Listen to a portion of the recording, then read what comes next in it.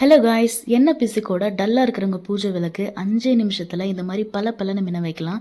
வீட்டில் இருக்கிற 2 பொருள் போதுங்க. 5 நிமிஷத்தில் டான்னு முடிச்சிடலாம். 4 ஸ்பூன் சபினா, ஒரே ஒரு எலுமிச்சம்பழம், அவ்வளோதாங்க. பொருளை பார்த்து எடை போடாதீங்க. 5 நிமிஷம் வீடியோவை பாருங்கள்.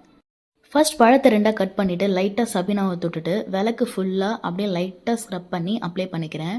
இது ஃபுல்லாக அப்ளை பண்ணிவிட்டு பூஜை விளக்கு கழுவுறதுக்காக தனியாக நம்ம யூஸ் பண்ணுற ஸ்க்ரப்பர் இல்லைனா தேங்காய் நார் எதுவாக இருந்தாலும் பரவாயில்ல, அதை லைட்டாக சபினாவை டச் பண்ணிவிட்டு விளக்கில் ஃபுல்லாக லைட்டாக ஸ்க்ரப் பண்ணுங்கள். ரொம்ப ஸ்க்ரப் பண்ண தேவையில்லை. ஸ்க்ரப் பண்ணுறது எதுக்குன்னா அந்த மஞ்சள் குங்குமம் போகிறதுக்காக மட்டும்தான். இது ஃபுல்லாக நல்லா ஸ்க்ரப் பண்ணிவிட்டு நீங்களே பாருங்கள்.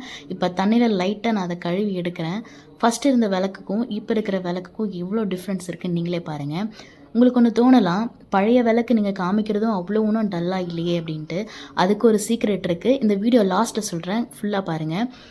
அடுத்து இருக்கிற குத்து விளக்கு, சின்ன விளக்கு எல்லாத்தையுமே அதே மாதிரி எலுமிச்சம்பழத்தை சபினால் டச் பண்ணி அதை லைட்டாக ஃபுல்லாக அப்ளை பண்ணிவிட்டு ஒரு நாரை வச்சு அழகாக ஸ்க்ரப் பண்ணிவிட்டு தண்ணியில் அலசி எடுத்தால் போதும். விளக்கெல்லாம் சும்மா பலன்னு ஆகிடும்.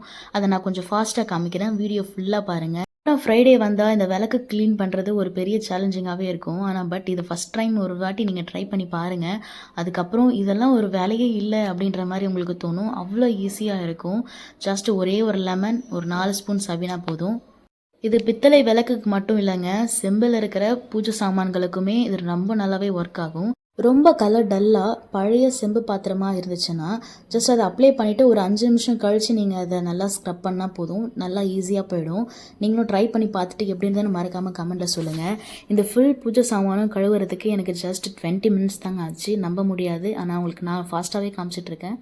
உங்களுக்கே தெரியும். லாஸ்ட்டாக விளக்கு பளபளப்பாக இருக்கிறதுக்கான சீக்ரெட் சொல்லட்டுமா? பூஜை விளக்கு கழுவி முடிச்சதும் நம்ம குடிக்கிற வாட்டர், ஆரோ வாட்டர் இருக்கு இல்லையா, அதில் விளக்கையெல்லாம் அலசி எடுத்துக்கோங்க. கழுவுன மாதிரியே 1 மந்த் ஆனாலும் விளக்கு புதுசு போல் பலன்னு மின்னுங்க. நீங்களும் ட்ரை பண்ணி பார்த்துட்டு எப்படி இருந்ததுன்னு மறக்காமல் கமெண்ட்டில் சொல்லுங்கள். என்னோட சேனலை சப்ஸ்கிரைப் பண்ண மறந்துடாதீங்க. தேங்க்ஸ் ஃபார் வாட்சிங்.